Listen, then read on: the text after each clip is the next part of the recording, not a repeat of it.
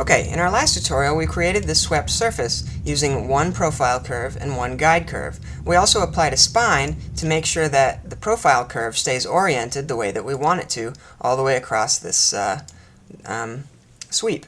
But what we want to do now is we want to introduce a second guide curve. The way we're going to do that is we're going to stay in the explicit profile type, but here where it says under subtype it says with reference surface, and we've left that at its default, which we're not explaining right now. We're just going to leave that as it is.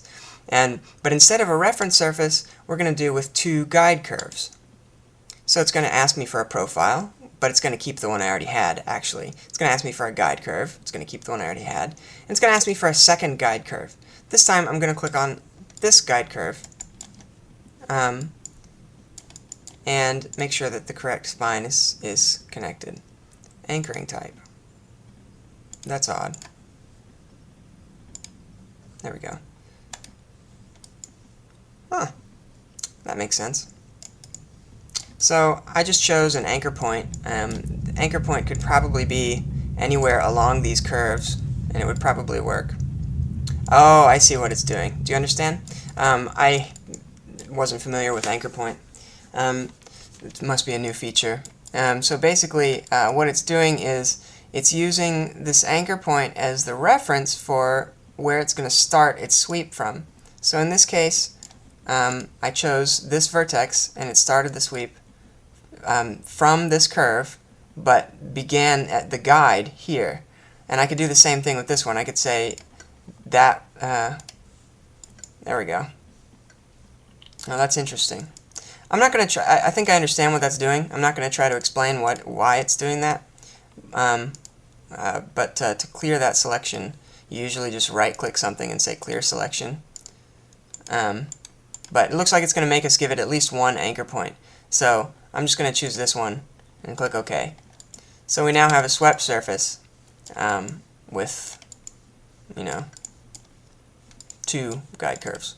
Let's see what happens. Let's experiment a little bit. Let's go back to this anchor point 1 and choose this point and see what happens. Whoa, look at that. Oh, now I'm getting it. Alright, so if I take this anchor point and put that there, yeah, that's nice. Alright, so what the anchor points are doing is it's choosing which point along this curve is going to touch a given guide curve. So we have guide curve 1 and anchor point 1. We have guide curve 2 and anchor point 2. So guide curve 1 is right here, and so we chose anchor point 1, this point here, to touch that guide curve. And then similarly, with anchor point 2, we just chose this point at the end of the curve so that that point would always touch guide curve 2. That way we get a nice swept surface that's touching both curves. This is a new feature that I hadn't seen before in older versions of V5, but you learn something new every day. And this is actually a really nice addition. So learn something new every day. Now we have a two guide curve swept surface, and obviously I can always go in and change any of these original curves, and my swept surface will update.